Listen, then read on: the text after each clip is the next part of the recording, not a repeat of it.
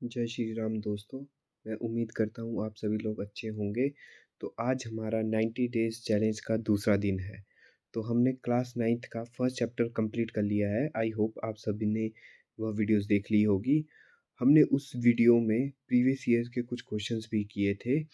तो आज हम पढ़ेंगे is matter around us pure. तो इस वीडियोस के लास्ट में भी हम प्रीवियस ईयर्स के क्वेश्चन करेंगे जो इस चैप्टर से एचपी टैट में पूछे पिछले कुछ प्रीवियस ईयर्स में पूछे गए हैं। तो बिना आपका टाइम वेस्ट किए आज हम अपनी वीडियो शुरू करते हैं। तो सबसे पहले हम डिस्कस करेंगे व्हाट इज़ प्योर सब्सटेंस। ठीक है, प्योर सब्सटेंस क्या होते हैं? Pure substance are the substance that are made up of only one kind of particles. ठीक है, प्योर सब्सटेंस कौन से होते हैं जिसपे pure substance are the substance that are made up of only one kind of particle, जो किसी सिर्फ एक काइंड के पार्टिकल से बने होते हैं, जो उसे हम प्योर सब्सटेंस बोलते हैं। जैसे फॉर एग्जांपल वाटर। वाटर क्या है? हमारा प्योर सब्सटेंस है। बेसिकली वैसे वाटर हमारा बनता किससे? हाइड्रोजन और ऑक्सीजन से, मतलब H2O। वाटर्स को क्या बोलते हैं हम? H2O बोलते हैं। तो बना तो हमारे दो एलिमेंट से, ठीक है। पर ये जो एलिमेंट्स होते हैं फिक्स प्रोपोर्शन में होते हैं। जैसे वाटर मॉलिक्यूल्स में ये फिक्स 1:8 की रेशो में हमारे फिक्स प्रोपोर्शन में ये कंबाइन होके बनता है। तो प्योर सब्सटेंसेस ऐसे सब्सटेंसेस होते हैं जो बिल्कुल किसी एक सिंगल वन काइंड ऑफ से बने होते हैं, पर वो अगर मिक्स किए होते हैं तो एक फिक्स प्रोपोर्शन में मिक्स होते हैं। जैसे वाटर था, वाटर किस 1:8 में ही हमेशा मिक्स होता है, मतलब हाइड्रोजन 1 और ऑक्सीजन के रेशो 8 में हमेशा फिक्स प्रोपोर्शन में ही वाटर हमेशा मिक्स होता है। तो नेक्स्ट हमारा मैटर्स। मैटर्स के दो टाइप्स होते हैं, एक मिक्सचर और एक प्योर सब्सटेंसेस। मिक्सचर्स क्या होते हैं? मिक्सचर्स वो सब्सटेंसेस होते हैं मेड अप ऑफ टू और डिफरेंट केमिकल सब्सटेंसेस, मतलब दो दो या दो से अधिक सब्सटेंस से बने होते हैं, उन्हें क्या बोलते हैं? हम मिक्सचर्स बोलते हैं। इसका सबसे अच्छा एग्जांपल आपने देखा होगा कि एक शॉप पे नमकीन आता है, मिक्सचर नाम का नमकीन है, ठीक है। उसमें क्या होता है? हमारे काजू भी होते हैं, ठीक है, मूंगफलीज भी होती है और डिफरेंट टाइप्स के नमकीन्स होते हैं, ठीक है। उस नमकीन का नाम ही मिक्सचर रखा है। क्यों क्यों रखा उस नमकीन का नाम मिक्सचर? क्योंकि वो क्या है, डिफरेंट सब्सटेंसेस से बना हुआ है, डिफरेंट एलिमेंट से बना हुआ है। तो इसलिए उसे उसका नाम क्या रखा है? हमने मिक्सचर रखा है। तो मिक्सचर कितने प्रकार के होते हैं? दो प्रकार के, एक हेटेरोजेनियस मिक्सचर और एक होमोजेनियस मिक्सचर। तो सबसे पहले हम डिस्कस करेंगे होमोजेनियस मिक्सचर। अच्छा, होमोजेनियस मिक्सचर कौन से मिक्सचर होते हैं? जैसे डेफिनेशन में लिखा है, homogeneous mixture is a gaseous liquid और solid mixture that has the same proportional of its component throughout the given sample. चलो मैं इसको एग्जांपल से समझाता हूँ आपको। ठीक है, जैसे एग्जांपल लिया हमने salt in water. Salt in water मतलब पानी में अगर हम नमक को डिसॉल्व करेंगे तो वो जो मिक्सचर बनेगा वो कौन सा मिक्सचर बनेगा? होमोजीनियस मिक्सचर बनेगा। क्योंकि देखो, जब उसमें नमक पूरी तरह से, साल्ट उसमें पूरी तरह से डिसॉल्व हो गया है, तो जो मिक्सचर बनेगा वो एक होमोजेनियस मिक्सचर बनेगा। अब ऐसा थोड़ी है कि हम अगर उस पानी को पी भी लेंगे तो लास्ट में हमारे पास नमक रह जाएगा और पानी अलग हो जाएगा। ऐसा कभी नहीं हो सकता, क्योंकि वो पूरी नमक क्या है, उसमें पूरी तरह से डिसॉल्व हो चुका है। ऐसे मिक्सचर्स को हम कौन सा मिक्सचर्स बोलते हैं? होमोजेनियस मिक्सचर्स बोलते हैं, ठीक है। और हिट्रो नेक्स्ट हमारे पास हिट्रोजीनियस मिक्सचर। हिट्रोजीनियस मिक्सचर किसको बोलते हैं? A mixture which the composition is non uniform. ऐसा मिक्सचर जिसकी कंपोजिशन क्या है? नॉन यूनिफॉर्म है, ठीक है। जिसकी कंपोजिशन क्या है हमारे पास? नॉन यूनिफॉर्म है। ऐसे मिक्सचर्स को क्या बोलते हैं? हम हेट्रोजीनियस मिक्सचर बोलते हैं। जैसे फॉर एग्जांपल वेजिटेबल सूप। अब मोमोज तो सबने खाए होंगे, ठीक है। मोमोज के एक साथ क्या आता है? एक सूप आता है जिसमें क्या होता है? हमारे पास कैरेट पड़ी होती है, ठीक है, ब्रोकली पड़ी होती है, ठीक है। वो उस कैरेट ब्रोकली तो मतलब डिफरेंट टाइप्स की सब वेजिटेबल्स होती है उस सूप्स में, ठीक है। और साथ में वाटर, उसमें उसको मिक्स किस में करते हैं? वाटर्स में मिक्स करते हैं। तो वेजिटेबल वो क्या है? एक हेटेरोजेनियस मिक्सचर, क्योंकि नॉन यूनिफॉर्म है। हमें थोड़ी पता कि कैरेट कितनी डाली है उसमें या ब्रोकली कितनी डाली है, ठीक है। हो सकता है चार चार पीसीज हो गए डाले, हो सकता है 10 पीसीज होंगे कैरेट की, ठीक है। कोई एक फिक्स प्रोपोर्शन में नहीं, नॉन यूनिफॉर्म है। तो ऐसे मिक्सचर्स को क्या बोलते हैं? हम हेटेरोजेनियस मिक्सचर्स बोलते हैं, ठीक है।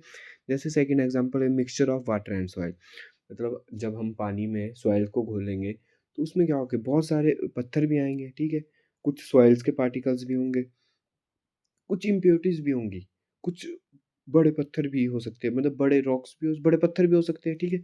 ऐसे मिक्सचर्स को क्या बोलते हैं हम? हेटेरोजेनियस मिक्सचर्स बोलते हैं, जो जिसमें कोई हमारे पास नॉन यूनिफ़ॉर्म में मिक्सिंग होती है। मतलब उसमें कोई पर्टिकुलर हमें पता नहीं कि इसमें कितने टाइप के पार्टिकल्स पड़े हुए हैं, ठीक है? क्या उनकी रेशियोज़ है, ठीक है? ऐसे मिक्सचर्स को हम क्या बोलते हैं? हेटेरोजेनियस मिक्सचर्स बोलते हैं। नेक्स्ट है हमारे पास सॉल्यूशंस, ठीक है? सॉल्यूशंस कैसे बनते हैं? सॉल्यूशन एक हमारे पास होमोजेनियस मिक्सचर होता है। सॉल्यूशन क्या होता है हमारे पास? ये याद रखना दोस्तों, क्या होता है सॉल्यूशन हमारे पास? होमोजीनियस मिक्सचर होता है। होमोजीनियस मिक्सचर ऑफ टू और मोर सब्सटेंस, जो दो या दो से अधिक सब्सटेंस से बना हो, पर होना क्या चाहिए? वो होमोजीनियस मिक्सचर होना चाहिए। ऐसे सब्सटेंस को हम क्या बोलते हैं? सॉल्यूशन बोलते हैं। अब सॉल्यूशन के दो कंपोनेंट्स होते हैं, ठीक है? एक हमारे पास सॉल्वेंट और दूसरा हमारे पास सॉल्यूट, ठीक है? कौन कौन से कंपोनेंट्स होते हैं इसके हमारे पास? सॉल्वेंट और दूसरा क्या था? सॉल्यूट। तो सॉल्वेंट क्या होता है हमारे पास? सॉल्वेंट होता है जो हमारे पास लार्ज प्रोपोर्शन में होता है, मतलब जो ज़्यादा मात्रा में होगा उसको हम क्या बोलेंगे? सॉल्वेंट बोलेंगे। और जो कम मात्रा में होगा, मतलब जो कम स्मॉल प्रोपोर्शन में होगा, उसको हम बोलेंगे सॉल्यूट। उसको हम क्या बोलेंगे? सॉल्यूट बोलेंगे। देखो देखो, इसमें लिखा भी लार्ज प्रोपोर्शन और स्मॉलर प्रोपोर्शन। अब इसका एग्जांपल देता हूँ, जैसे साल्ट इन वाटर ही था। क्या था? साल्ट इन वाटर था। अब साल्ट क्या था? साल्ट हमारे पास स्मॉल प्रोपोर्शन में था, जो स्मॉल प्रोपोर्शन में होते हैं उसको क्या बोलते हैं हम? सॉल्यूट, ठीक है? और वाटर हमेशा क्या था? एक गिलास था वाटर, और साल्ट के जो मान लो 2 चम्मच थे, ठीक है? 2 स्पून साल्ट के थे, तो 2 स्पून थे, तो वो कम प्रोपोर्शन में था, तो सॉल्यूट हुआ। साल्ट क्या हुआ? सॉल्यूट हुआ। और वाटर हमारे पास 1 लीटर, मान लो 1 लीटर था या 2 लीटर था, वो क्या है? लार्ज प्रोपोर्शन में हुआ, तो वाटर क्या हुआ हमारे पास? सॉल्वेंट, ठीक है? वाटर को हम यूनिवर्सल सॉल्वेंट भी बोलते हैं, ये भी इंपॉर्टेंट क्वेश्चंस है। वाटर को क्या बोलते हैं हम? यूनिवर्सल सॉल्वेंट भी बोलते हैं, ठीक है? नेक्स्ट है हमारे पास टिंक्चर ऑफ आयोडीन। ये भी बहुत ज़्यादा इंपॉर्टेंट टॉपिक है हमारा, tincture of iodine. Tincture of iodine क्या होता है? टिंक्चर ऑफ आयोडीन होता है कि हमारे पास कोई एक आयोडीन का सॉल्यूशन होगा। किसका सॉल्यूशन? आयोडीन। आयोडीन का सॉल्यूशन होगा, जब उसको हम अल्कोहल में डिसॉल्व करते हैं तो हम उसको क्या बोलते हैं? टिंक्चर ऑफ आयोडीन बोलते हैं। कोई भी आयोडीन के सॉल्यूशन को हम आयोडीन को किस में डिसॉल्व करते हैं? अल्कोहल में डिसॉल्व करते हैं, उसे क्या बोलते हैं हम? Tincture of iodine. बट इसमें आयोडीन की परसेंटेज हमेशा 2 से 7% के अप्रॉक्स होती है। समझ आ गया दोस्तों? टिंक्चर ऑफ आयोडीन किसको बोलते हैं? जो आयोडीन्स हम अल्कोहल में डिसॉल्व करते हैं उसको क्या बोलते हैं हम? टिंक्चर ऑफ आयोडीन बोलते हैं। उसकी परसेंटेज कितनी होती है हमारे पास? 2 से लेके 7% तक, ठीक है? और इसमें आयोडीन हम किसमें, या तो पोटेशियम आयोडाइड यूज़ करते हैं या हम सोडियम आयोडाइड यूज़ करते हैं, ठीक है? यहाँ से जो हम आयोडीन निकालते हैं वो किस में मिक्स करते हैं हम? अल्कोहल में मिक्स करते हैं। अल्कोहल में किस में मिक्स करते हैं हम? इथेनॉल में। किस में मिक्स करते हैं दोस्तों? इथेनॉल में मिक्स करते हैं। उसे हम बोलते हैं tincture of iodine. Tincture of iodine क्या है? It is antiseptic. ये क्या होता है? एक क्या है हमारे पास? एंटीसेप्टिक है। कई बार हमारे को चोट लग जाती है, देखा होगा आपने, डॉक्टर एक दवाई लगाते हैं, ठीक है? आयोडीन की तरह होती है दवाई, लगाते हैं एक छोटा सा बॉटल्स में दवाई होती है, उससे हमारे वुंड्स जो भी हमारे को चोट लगी होती है उससे साफ करते हैं। तो वो हमारे पास सॉल्यूशन क्या होता है? टिंक्चर ऑफ आयोडीन होता है। उस सॉल्यूशन को क्या बोलते हैं हम? टिंक्चर ऑफ आयोडीन्स बोलते हैं। ये क्या होता है? एक एंटीसेप्टिक होता है। तो नेक्स्ट हमारा टॉपिक है टू सॉल्यूशन, कोलाइडल सॉल्यूशन और सस्पेंशन सॉल्यूशन। इसमें बहुत से बच्चों को कन्फ्यूज़न रहता है, तो आज मैं इस कन्फ्यूज़न को क्लियर करूँगा कि टू सॉल्यूशन किसे बोलते हैं, कोलाइडल सॉल्यूशन किसे बोलते हैं और सस्पेंशन किसको बोलते हैं। तो ट्रू सॉल्यूशन क्या होता है हमारे पास? True solution is a mixture of solute and solvent that is homogeneous. True solutions क्या होते हैं? जो कि एक सॉल्यूट और सॉल्वेंट्स का मिक्सचर होता है, और ये होमोजीनियस में होते हैं, होमोजीनियस फॉर्म में होते हैं। जैसे कि आप वीडियोज़ में यहाँ देख पा रहे हो, मैं ज़ूम करता हूँ वीडियोज़ को। देखो यहाँ पे ना एक हमारे पास एक ब्लू कलर दिखाई दे रहा है, उसमें थोड़े छोटे-छोटे से व्हाइट से डॉट दिखाई दे रहे हैं। ये जो व्हाइट से डॉट है, ये हमारे पास क्या है? जो व्हाइट व्हाइट से डॉल्यूट है, ये हमारे पास सॉल्यूट है। और जो ब्लू कलर का ये ब्लू कलर जो आपको दिखाई दे रहा है, हमारे पास क्या है? सॉल्वेंट है। तो ऐसे सॉल्यूशंस को हम क्या बोलते हैं? ट्रू सॉल्यूशंस बोलते हैं। और इसका जो सॉल्यूट का साइज़ होता है, किसका साइज़? सॉल्यूट का साइज़। इसमें जो सॉल्यूट का साइज़ होगा वो लेस देन 1 नैनोमीटर होता है। तो बहुत ही छोटे हमारे पास सॉल्यूट के पार्टिकल्स होते हैं जो हमारे को बिल्कुल भी नहीं दिखते। मतलब बिल्कुल भी दूर-दूर तक उसका कोई हमारे को पता नहीं चलता ये कि इसमें सॉल्यूट है भी कि नहीं है। जैसे होमोजेनियस मिक्सचर था, साल्ट इन वाटर था, जब साल्ट पूरी तरह डिसॉल्व हो जाता है वाटर में, वो हमें दिखाई थोड़ी देता है। तो उसको क्या बोलते हैं हम? एक ट्रू सॉल्यूशंस बोलते हैं। नेक्स्ट हमारे पास कोलाइडल सॉल्यूशन। कोलाइडल सॉल्यूशन कौन सा सॉल्यूशन होता है? It is a heterogeneous solution. Colloidal solutions क्या है हमारे पास? हेटेरोजेनियस सॉल्यूशंस है। तो इसका जो हमारे पास सॉल्यूट का साइज़ होता है वो होता है अप्रॉक्स 1 से लेके 100 नैनोमीटर तक। जैसे कि आप वीडियोज़ में देख पा रहे हो, इसका साइज़ कितना होता है? 1 से लेके 100 नैनोमीटर तक। इसमें सॉल्यूट पार्टिकल्स देखो, जैसे आप वीडियो में देख रहे होंगे, यहाँ पे जो व्हाइट डॉट्स है बहुत छोटे-छोटे थे, हमें दिखाई भी नहीं दे रहे। पर यहाँ पे व्हाइट डॉट्स क्या है? थोड़े बड़े हैं, मतलब सॉल्यूट का पार्टिकल्स क्या हो गया? थोड़ा-सा बढ़ गया। तो ऐसे सॉल्यूशंस को हम क्या बोलते हैं? कोलाइडल सॉल्यूशंस बोलते हैं। समझ आ गया दोस्तों, कोलाइडल सॉल्यूशन किसे बोलते हैं? मतलब इसमें सॉल्यूट के जो पार्टिकल्स होता है उनका साइज़ क्या होता है? थोड़ा-सा बढ़ जाता है। और ट्रू सॉल्यूशन सॉल्यूट का पार्टिकल क्या होता है? बहुत ही ज़्यादा छोटा होता है। और दूसरा डिफरेंस इसमें होता है कि ट्रू सॉल्यूशन क्या होता है? होमोजेनियस होता है और कोलाइडल सॉल्यूशन क्या होता है? हेटेरोजेनियस सॉल्यूशंस है।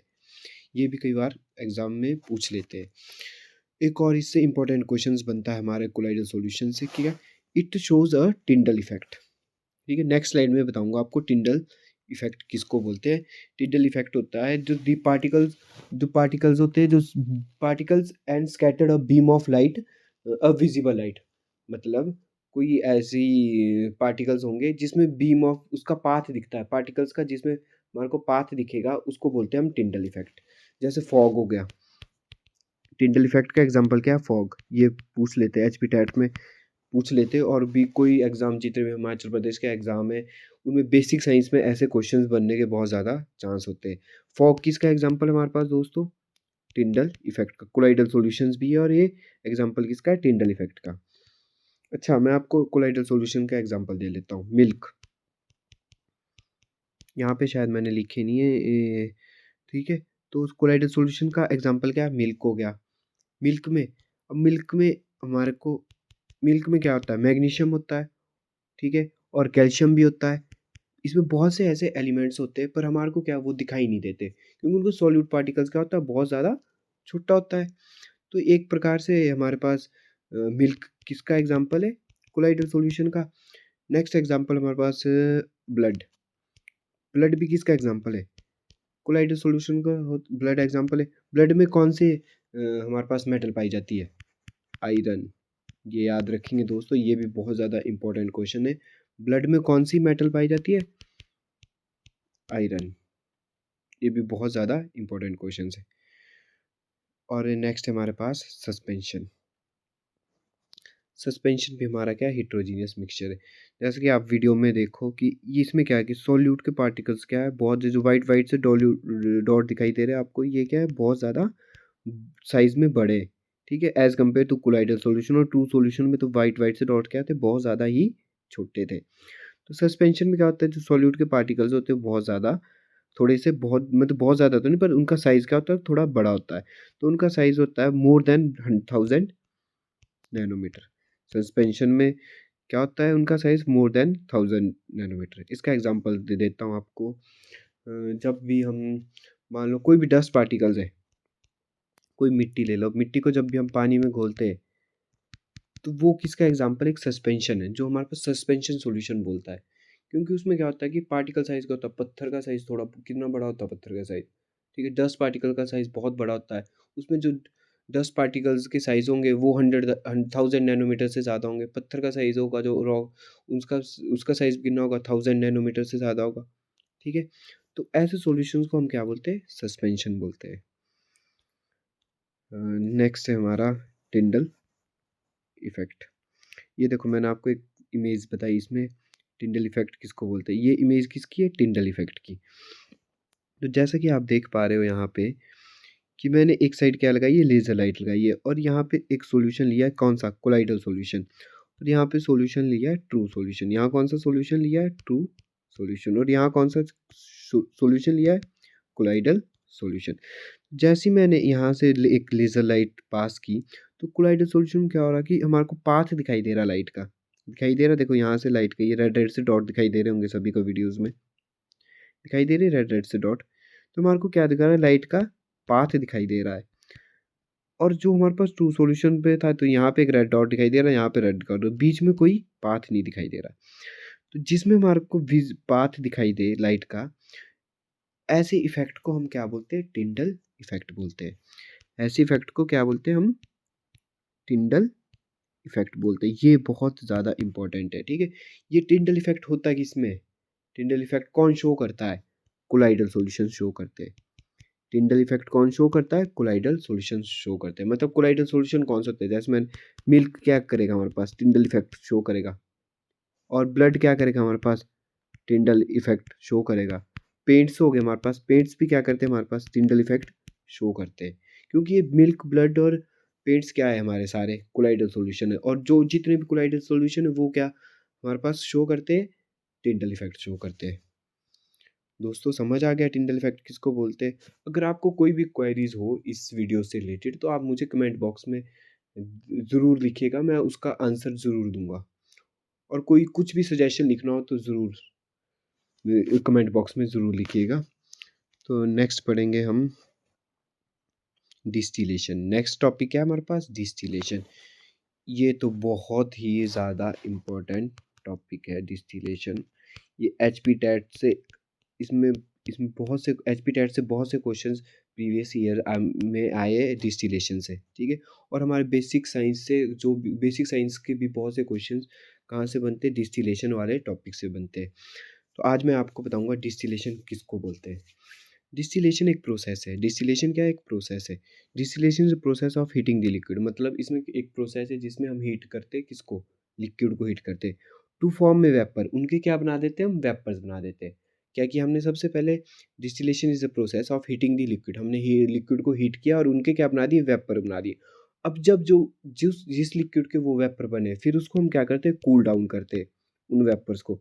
और वो जब जैसे ही वो वेपर्स कूल डाउन हो गए दोबारा से किस फॉर्म में आ जाएंगे? लिक्विड फॉर्म में आ जाएंगे। इस प्रोसेस को हम बोलते हैं डिस्टिलेशन। दोस्तों समझ आ गया डिस्टिलेशन किसको बोलते हैं? Distillation is the process heating the liquid, मतलब लिक्विड को हीट किया टू फॉर्म अ वेपर, उसके वेपर्स बनाए, ठीक, एंड देन कूल, फिर से उसको वेपर्स को क्या किया हमने? कूल डाउन किया। दी वेपर, जो वेपर बने थे वो किस में चेंज हो गए? फिर से बैक टू दी लिक्विड। किस में चेंज हो गए? वो लिक्विड में चेंज हो गए। इस प्रोसेस को हम क्या बोलते हैं? डिस्टिलेशन बोलते हैं। ये एक प्रकार से हमारे पास किसकी टेक्निक है? सेपरेशन की टेक्निक है। डिस्टिलेशन किसकी टेक्निक है हमारे पास? सेपरेशन की टेक्निक से। डिस्टिलेशन हमारे पास 3 प्रकार की है जो हम आज इस वीडियो में कवर कर रहे हैं, ठीक है। सबसे पहले है सिंपल डिस्टिलेशन। सिंपल डिस्टिलेशन क्या है? कोई भी हमारे पास वॉलेटाइल लिक्विड होगा और इम्प्योरिटीज कौन सी होगी? Non volatile. अच्छा, वॉलेटाइल लिक्विड्स कौन से लिक्विड्स होते हैं? वॉलेटाइल लिक्विड्स वो होते हैं जो जल्दी से एकदम से बॉयल हो जाते हैं। ऐसे लिक्विड्स को क्या बोलते हैं हम? वॉलेटाइल लिक्विड बोलते हैं। और जो नहीं बॉयल होते, टाइम लेते थोड़े, ऐसे सब्सटेंस को क्या बोलते हैं हम? Non volatile. Non volatile. तो ठीक है, सिंपल डिस्टिलेशन में क्या हुआ कि हमारे पास जो लिक्विड होगा वॉलेटाइल होगा और इम्प्योरिटीज जो हम बॉयल्स करेंगे वो क्या होगा? Non volatile impurities. इम्प्योरिटीज क्या होगी हमारे पास? नॉन वॉलेटाइल होगी। चलो मैं इसको एग्जांपल से समझाता हूँ आपको। तो जैसे मैंने यहाँ पे एग्जांपल लिया है गैलीलियम और मरकरी का एग्जांपल लिया है। तो गैलीलियम और मरकरी क्या रूम टेम्परेचर पे आपस में मिक्स हो जाते हैं। गैलीलियम और मरकरी रूम टेम्परेचर पे आपस में मिक्स हो जाते हैं। पर जब हमने इनको सेप अलग करना है, हमारे को गैलियम अलग चाहिए। जब वो मिक्स होगी उसके बाद हमारे को गैलीलियम अलग चाहिए और मरकरी अलग चाहिए। तो हम इसको क्या करते हैं? हीट करते हैं। हीट करते हैं तो इनके कुछ वेपर, अब हीट करेंगे तो मरकरी का बॉइलिंग पॉइंट अलग होगा, गैलीलियम का बॉइलिंग पॉइंट अलग होगा। मरकरी का बॉइलिंग पॉइंट लगभग 357 के आसपास होता है और गैलीलियम का बॉइलिंग पॉइंट तो बहुत ज़्यादा होता है, 70-100 के आसपास होगा।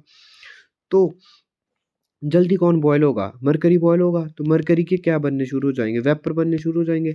जैसे ही मरकरी के वेपर बनने शुरू हो गए तो हम उसको दोबारा से हम क्या करेंगे? वेपर को उसको कूल डाउन करेंगे और कूल डाउन करेंगे तो हमारे पास वो वेपर किस फॉर्म में आ जाएंगे, लिक्विड फॉर्म में आ जाएंगे। और लिक्विड कौन सा लिक्विड आ जाएगा, वो मरकरी का लिक्विड आ जाएगा। ठीक है, इस ऐसी प्रोसेस को हम क्या बोलते हैं, सिंपल डिस्टिलेशन बोलते हैं। और सिंपल डिस्टिलेशन का हम यूज़ कहाँ करते हैं, यूज़ करते हैं जब बॉइलिंग पॉइंट में बहुत ज़्यादा डिफरेंस हो।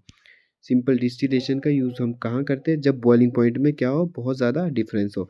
जैसे एसीटोन एंड वाटर है, ठीक है। वाटर कितने पे बॉयल करता है, हमारे पास वाटर बॉयल करता है 100 डिग्री सेल्सियस पे।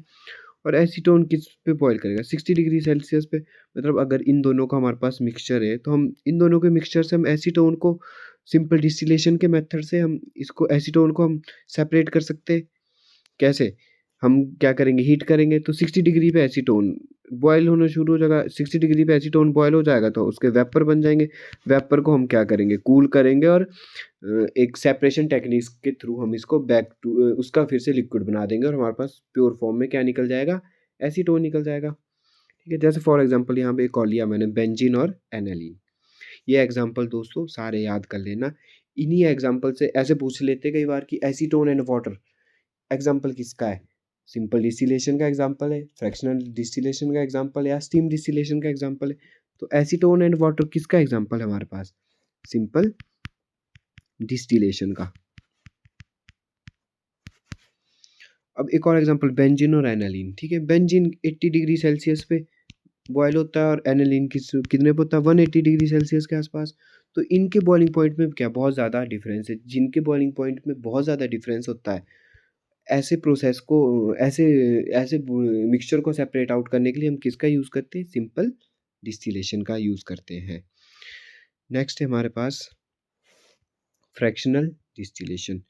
ये भी हमारे पास बहुत ही ज़्यादा इम्पोर्टेंट टॉपिक है दोस्तों, फ्रैक्शनल डिस्टिलेशन। तो फ्रैक्शनल डिस्टिलेशन क्या है हमारे पास, इसमें याद रखना कि इसमें boiling point of the liquid to the which are much closer to each other. मतलब इसमें क्या होता है कि boiling point of a mixture of a solute और सॉल्वेंट, जो बॉइलिंग पॉइंट होगा मिक्सचर का उसके बीच बहुत ही कम डिफरेंस होगा। जैसे फॉर एग्जांपल यहाँ पे हमारे पास बेंजीन और टॉलिन है। ठीक है, बेंजीन का बॉइलिंग पॉइंट कितना बताया था दोस्तों मैंने अभी, 80 डिग्री सेल्सियस। और टॉलिन का कितना बॉइलिंग पॉइंट है, 100 डिग्री सेल्सियस। तो अप्रॉक्स इन दोनों के बॉइलिंग पॉइंट में कितने का फ़र्क है, 30 डिग्री का फ़र्क।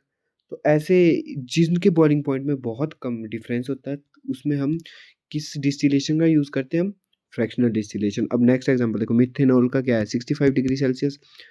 और प्रोपेनॉन का क्या है, प्रोपेनॉन का क्या है, 57 डिग्री। ठीक है, इसमें भी हम किसका यूज़ करेंगे, फ्रैक्शनल डिस्टिलेशन का यूज़ करेंगे। हाँ, इससे एक और इम्पॉर्टेंट क्वेश्चंस बनता है जो मैंने पिछली स्लाइड में शायद, ये देखो दोस्तों, when boiling point of liquid is less than 25 kelvin. ये पूछा था, अगर बॉइलिंग पॉइंट किसी लिक्विड का 25 केल्विन से कम है तो हम किसका यूज़ करेंगे दोस्तों, फ्रैक्शनल डिस्टिलेशन का।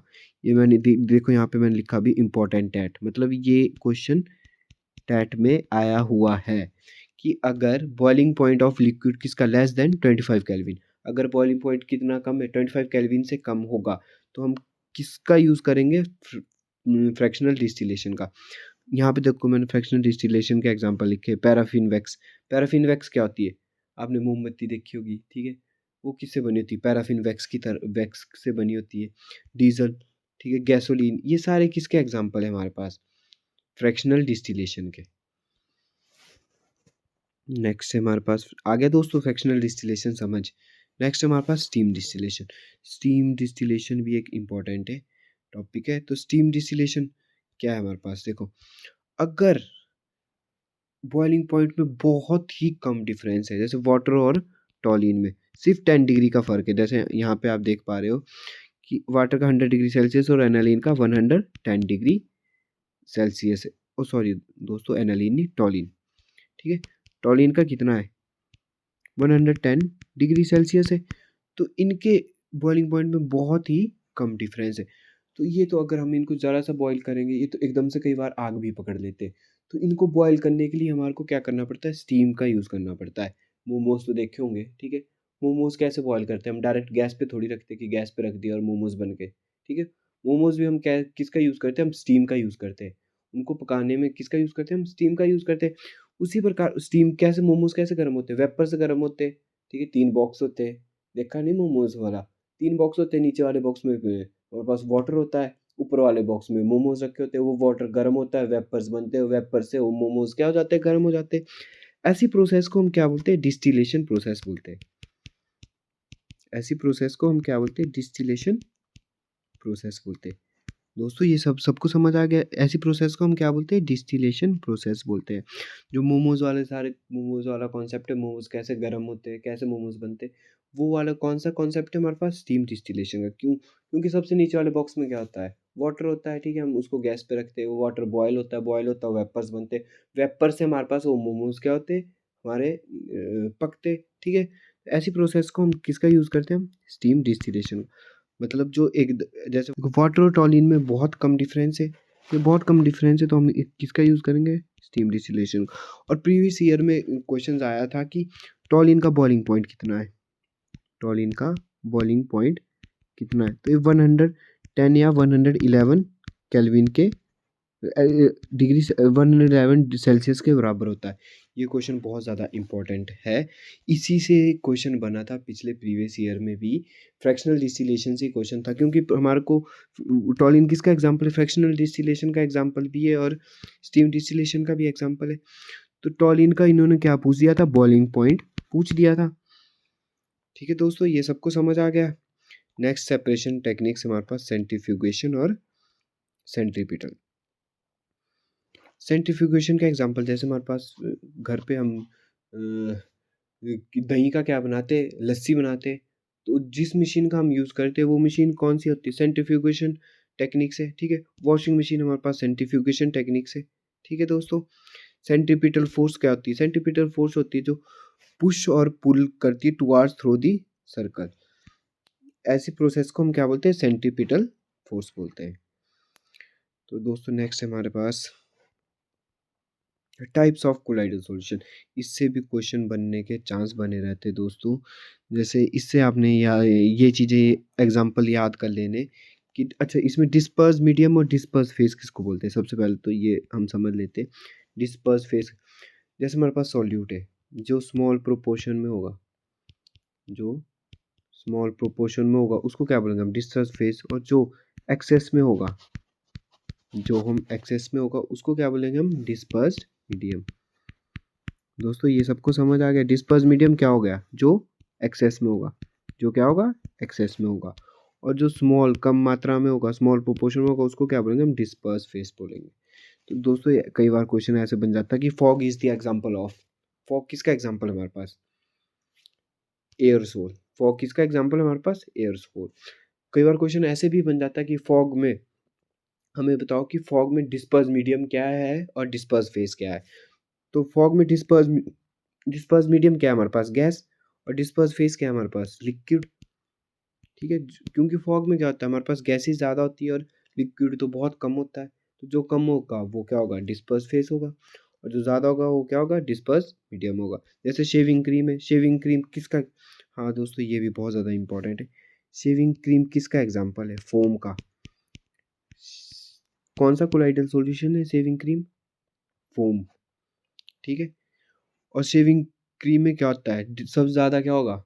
लिक्विड होता है, ठीक है? थोड़ी सी क्या होती है उसमें? गैस होती है। जो कम होगी वो डिस्पर्स फेस और ज़्यादा क्या होगा? Disperse medium. हाँ मिल्क। मिल्क किसका एग्जांपल? इमल्शन का। ये भी बहुत ज़्यादा इंपॉर्टेंट है दोस्तों। मिल्क किसका एग्जांपल है? इमल्शन का। इसमें दोनों ही डिस्पर्स फेस, मिल्क में क्या होता है? डिस्पर्स फेस भी लिक्विड होता है और डिस्पर्स मीडियम भी लिक्विड होता है।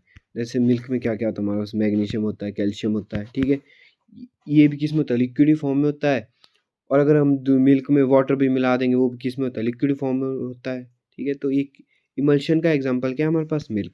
और इमल्शन में डिस्पर्स फेस और डिस्पर्स मीडियम क्या रहते हैं? हमेशा लिक्विड ही रहते हैं। ठीक है दोस्तों, यहाँ तक सबको समझ आ गया? नेक्स्ट हमारे पास जेल्स। ये भी जेलीज भी इम्पोर्टेंट है, ठीक है? जेलीज में क्या है? जेलीज किसका एग्जांपल? जेल का, ठीक है? जेलीज में क्या होता है? जेलीज जैसे आपने सबने खाई होगी। जेलीज क्या होता है? सॉलिड की तरह होती है, ठीक है? उसमें सबसे ज़्यादा मात्रा में क्या होता है? सॉलिड। और थोड़ी थोड़ी लिक्विड की तरह भी होती है, कम प्रोपोर्शन में क्या होता है, लिक्विड होता है। तो इसमें डिस्पर्स्ड फेज क्या हुआ, लिक्विड, और डिस्पर्स मीडियम क्या हुआ, सॉलिड। और जेली किसका एग्जांपल है, जेल कोलाइडल सॉल्यूशन का। यहाँ तक दोस्तों सबको समझ आ गया। अब नेक्स्ट स्लाइड में हम पढ़ेंगे इम्पॉर्टेंट एमसीक्यूज जो कि इस चैप्टर से हमारे प्रीवियस ईयर्स एचपी टेट में पूछे गए हैं। तो हम शुरू करते हैं। पहला question, the a solution of iodine in alcohol.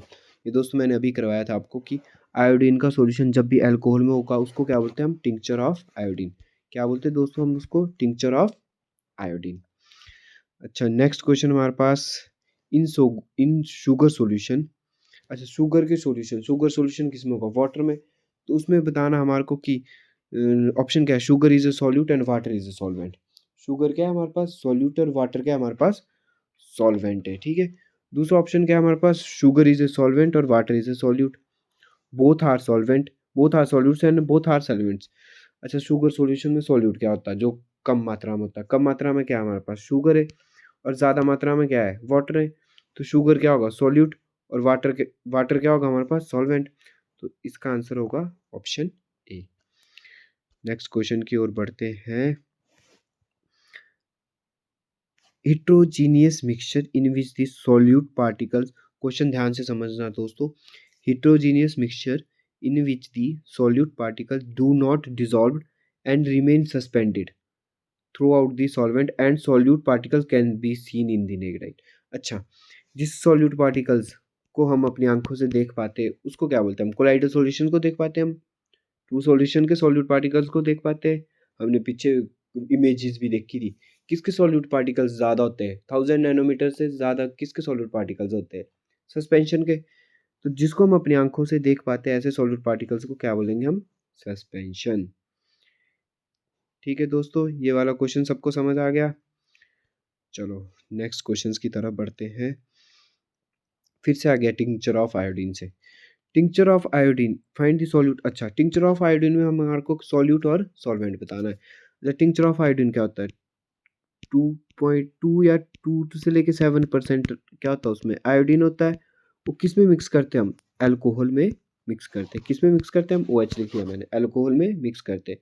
तो ज़्यादा मात्रा में क्या हुआ, अल्कोहल, तो अल्कोहल में क्या हुआ, अल्कोहल क्या हुआ, सॉल्वेंट, और कम मात्रा में क्या हुआ, आयोडीन। तो सॉल्यूट क्या हुआ, आयोडीन। तो इसका आंसर होगा option B, iodine is a solute और अल्कोहल इज ए सॉल्वेंट।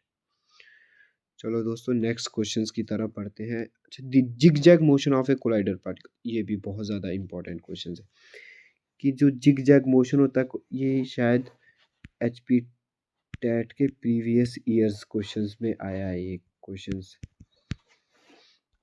तो दी जिगजैग मूवमेंट ऑफ कोलाइडल, ऐसे कोलाइडल पार्टिकल्स की जिगजैग मोशन, जिगजैग किसको बोलते हैं मूवमेंट, ऐसे मूवमेंट को जो एक ऊपर नीचे डाउन अप वाली मूवमेंट होती है उसको क्या बोलते हैं हम, जिगजैग मूवमेंट बोलते हैं। तो zigzag movement of colloidal particles को क्या बोल देते हैं हम, ब्राउनियन मूवमेंट। ये भी बहुत ज़्यादा इंपॉर्टेंट क्वेश्चन है। तो zigzag movement of colloidal particles क्या हुआ, ब्राउनियन मूवमेंट। नेक्स्ट क्वेश्चंस की तरफ बढ़ते हैं। When boiling point of a liquid is less than 25 kelvin. अच्छा, ये दोस्तों मैंने अभी करवाया था आपको कि बॉइलिंग पॉइंट ऑफ लिक्विड अगर लेस देन 25 केल्विन से कम बॉइलिंग पॉइंट में डिफरेंस है तो किसका यूज़ करते हैं हम, फ्रैक्शनल डिस्टिलेशन का यूज़ करते हैं। तो इसका आंसर क्या होगा, फ्रैक्शनल डिस्टिलेशन। नेक्स्ट क्वेश्चंस की तरफ बढ़ते हैं। What is the boiling point of टॉलिन, ये प्रीवियस ईयर में आया था क्वेश्चन। तो बॉइलिंग पॉइंट ऑफ टॉलिन कितना होता है, 110 केल्विन। ठीक है, कितना होता है, 110 केल्विन। ये भी इंपॉर्टेंट क्वेश्चन है। और बॉइलिंग टॉलिन और बेंजीन को किससे अलग करते हैं हम, किससे करते हैं दोस्तों, कमेंट बॉक्स में बताना मेरे को। बेंजीन और टॉलिन को किससे अलग, कौन सी डिस्टिलेशन प्रोसेस का यूज़ करते हैं हम। नेक्स्ट क्वेश्चन है हमारे पास, which of the following solution is show a Tyndall effect. ये क्वेश्चन मुझे आप सभी लोग किस में बताएंगे, कमेंट बॉक्स में बताएंगे। ठीक है, विच of the following solution is show Tyndall effect, कौन सा सॉल्यूशन हमारे पास टिंडल इफेक्ट शो करता है। ठीक है, टिंडल इफेक्ट कौन शो करता है, पहले ये बताओ मेरे को। टिंडल इफेक्ट कौन करता है, कोलाइडल सॉल्यूशन। जो इन तीन चारों में से कोलाइडल सॉल्यूशन होगा वो क्या होगा, इसका आंसर होगा। तो इसका आंसर सभी मुझे कमेंट बॉक्स में बताएंगे। ठीक है दोस्तों, आज की वीडियो यहीं एंड करते हैं वीडियो का। अगर आपको लगता है कि ये वीडियो आप के लिए बहुत यूज़फुल रही होगी, तो हमारे चैनल को ज़रूर सब्सक्राइब कीजिएगा। और मैं आशा करता हूँ कि आप सभी को ये वीडियो एचबीटेट के लिए बहुत ही काम आएगी। आपको अगर कोई भी क्वेरीज़ हो तो कमेंट बॉक्स में अपनी क्वेरीज़ ज़रूर लिखिएगा। Thank you so much for watching this video.